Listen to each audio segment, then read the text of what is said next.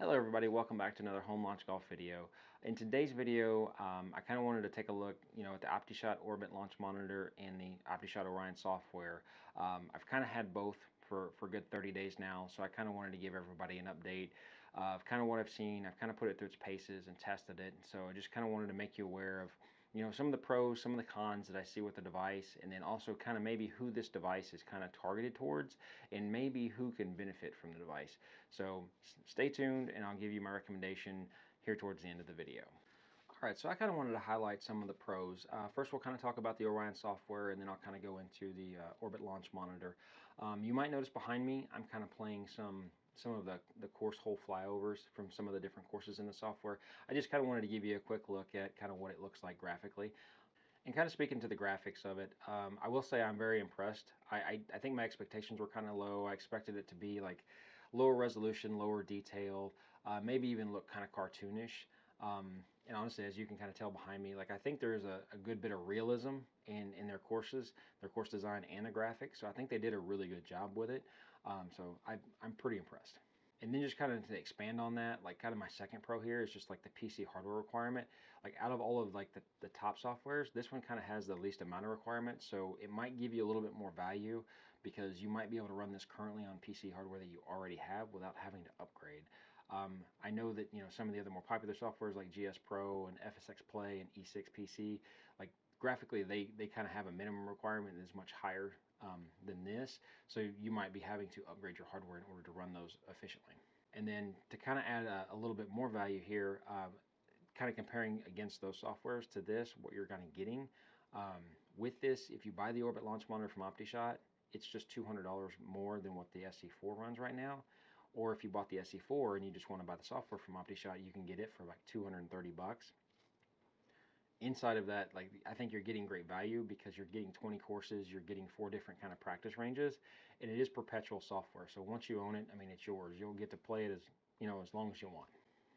I say that because a lot of the other more popular softwares, especially like GS Pro and E6, they are kind of more subscription based for the most part, and so you're paying a yearly fee. GS Pro is like $250 a year. E6, I think basic subscription is like $300 a year. So you're already spending more money just in that first year than what this software will cost. And then if you look at the Foresight side of things, a lot of times when you make a Foresight device purchase, you're getting a basic FSX license that includes some courses. But if you ever want to expand that library, even though they're perpetual, you could spend anywhere from $150 upwards to like $300 or $500 on just adding one course, depending on if it's a premium course or not. So, I mean, I think for the value, I think what you're getting for your money, I think you're getting quite a bit in this software. All right, so we'll kind of move on to like the launch monitor. And if you've seen my previous videos, I've kind of reviewed and done some stuff on the SC4 before. Well, this is the same launch monitor. It's just rebranded with the partnership that they have with Optishot to be the Orbit launch monitor for them. So you're going to kind of see me kind of hit the same highlights as far as pros for this device. A couple of those being that, this device and this price point has an on-device display, which is pretty handy to be able to just get information quickly without having to pair it, up to software or an app. Second, I would say like out of the 3 in this price point, like the Garmin and the MLM2 Pro, you're looking at the battery life is probably the best on this device. It's upwards of 10 hours, and I feel like that claim is pretty correct because I feel like I've been able to use it quite a bit before having to recharge it. But I'd say that probably the biggest 2 things for me as far as for the launch monitor is just the shot pickup consistency. It seems to pick up shots really well. I don't think it's really missed hardly any shots with wedges and irons. The only time I've had an issue is like with driver or maybe 3-wood, just because of the club size of the head. When you hit a low launch angled shot, the ball kind of stays in front of the face or in front of the club head for a long enough period of time that the radar just can't pick it up. And I think that's been pretty consistent with most all of the radar-based launch monitors. And then I would say the biggest pro maybe with this launch monitor is the fact that it's got a shorter space requirement. So if you are very limited in space, like this device sits 5 feet behind the ball in your hitting area, and then you still only need about 8 or 9 feet of ball flight of distance. So you can really set this up in about 13 to 14 feet. Whereas if you look at the Garmin R10 or the MLM2 Pro, typically their sweet spot, they have to sit like 6.5 to 7 feet behind the ball. So you're already adding 1.5 to 2 feet onto that distance in your room or your space. All right, so now that we've kind of gone over the pros, I'm going to kind of quickly go through the cons, and we'll kind of just do a quick overview. I would say that the largest two issues that I still see outstanding is one, there's no side spin measurement from the device. The launch monitor doesn't give side spin, so that's going to impact your realism in simulation and also accuracy of data. Two is going to be inside of the Orion software, and kind of that currently has, like, it seems to be a ball physics issue, so you don't get the proper like bounce and rollout. Now for both of these issues, I recently just did a video, the Orbit and Orion like have some issues video. So if you haven't seen that one already, you might go check that one out because there's a little bit more detailed explanation and some clips like from gameplay and from the driving range and stuff that kind of really help visually show you what it is I'm talking about with those two issues.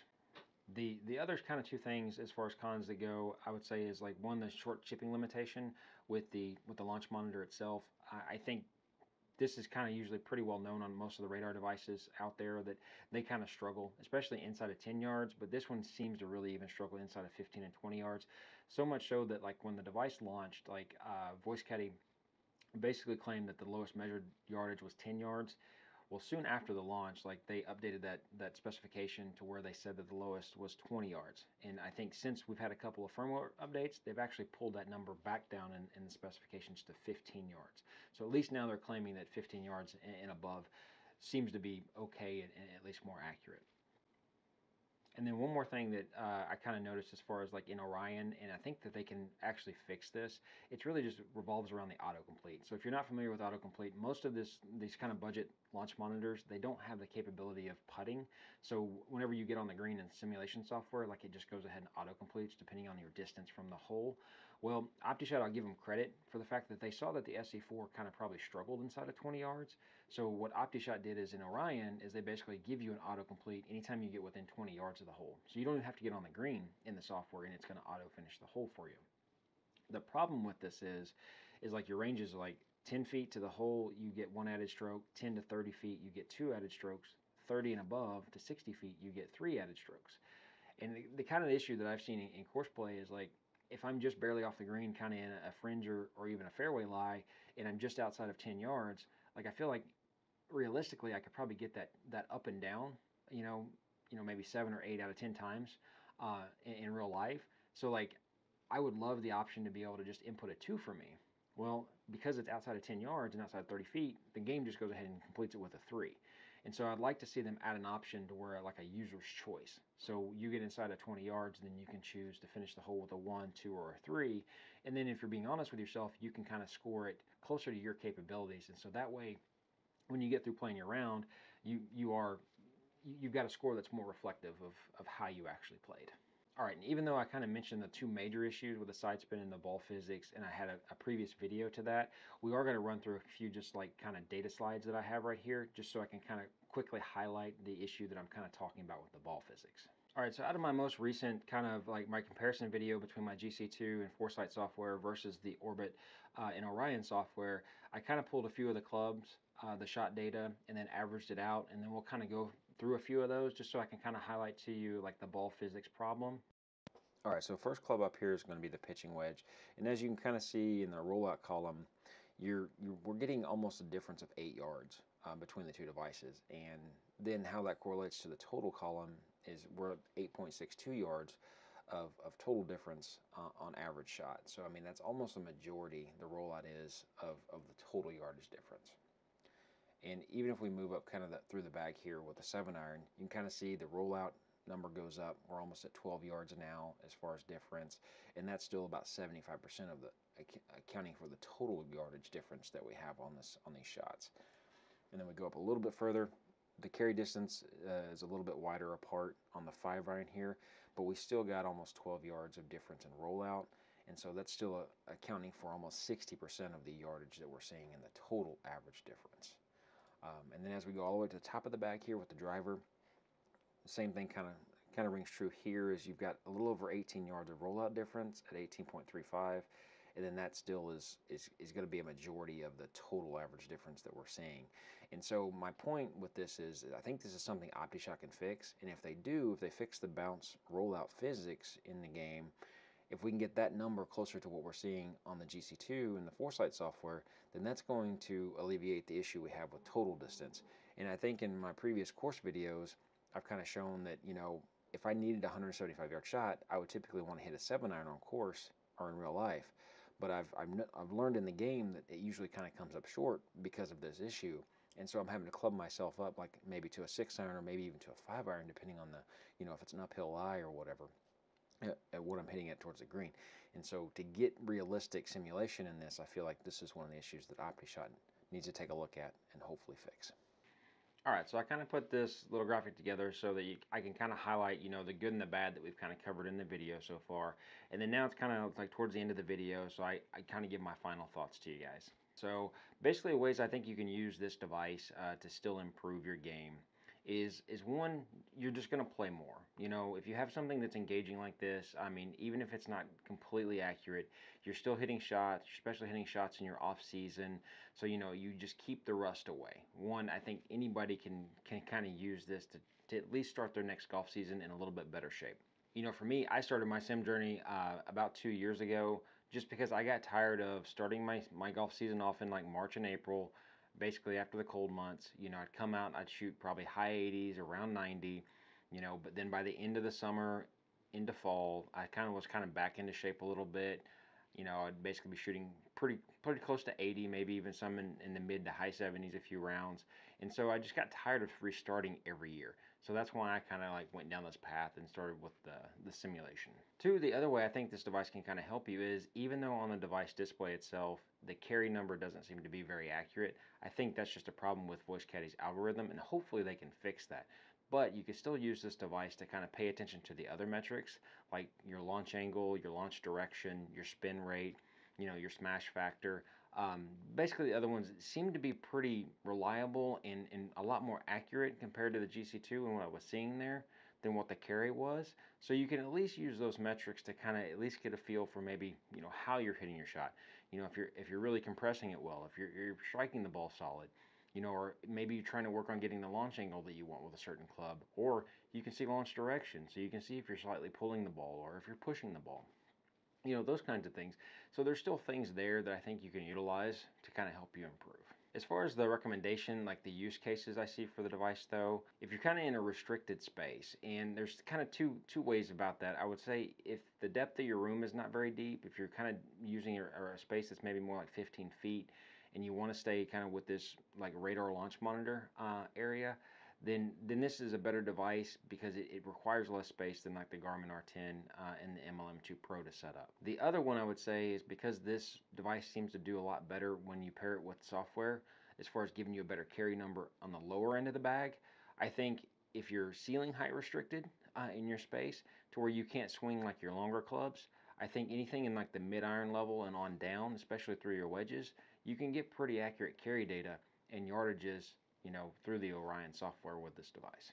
And then honestly, if you're not space restricted, like I just mentioned, if you have all the space in the world, I probably would not recommend this device currently right now over the Garmin R10, because you're like kind of looking in the same price point there. I think the Garmin's a little bit more mature still at this point, and I think you're going to get, more metrics. Even though they only provide a calculated side spin number, not a measured side spin number, you're still going to get shot shape with that device. So I would still probably recommend the R10, if you're not limited in space or anything. And then the big areas where they could improve this to where it goes more from kind of just like gamification and like kind of a toy to really game improvement. The first thing has got to be a side spin number. So VoiceCaddie has got to be able to develop a way to give you some sort of side spin, kind of like the Garmin R10 at least. Maybe give us a calculated number. I would really like to see a measured number for accuracy, but even a calculated number so that we can get a little bit more realism, a little bit more accuracy, and be able to work shot shape maybe a little bit. One of the big advantages of this device, I've talked about it before, is having that display on the device, but we need the data to be accurate, so we need that carry number to be better. So here's where VoiceCaddie really needs to improve the algorithm that they're running these metrics, that they're measuring through, and give us a better carry number so that we can use that a little bit more accurately, and we don't have to always pair it with software to try to get a better number. And then 3 kind of speaks to the Orion software, and I've kind of hammered it on this quite a bit, but I think they'll be able to fix this. It's just a ball physics issue. I don't think they had such an issue kind of in their previous software with the Optishot. So I think this is something, as time goes on, it will get better. And then even the device. I mean, the SC4 hasn't really been out that long as far as a launch monitor goes. I think we're kind of like looking at maybe at the 5-6 month mark right now. And, you know, just going through the first 6 to 9 months when the Garmin R10 came out, you know, there was a huge amount of improvement. And for it to get to where it is today, like it really took that first probably 9 months to a year of development. So hopefully we see that same kind of track with the SC4. And we're kind of like looking at the accuracy numbers and we can compare it and say that, yeah, this device is on the same level as the Garmin R10 here soon. All right, I want to thank you guys for watching the video today. You know, if you like this kind of content, like the video, please give it a like.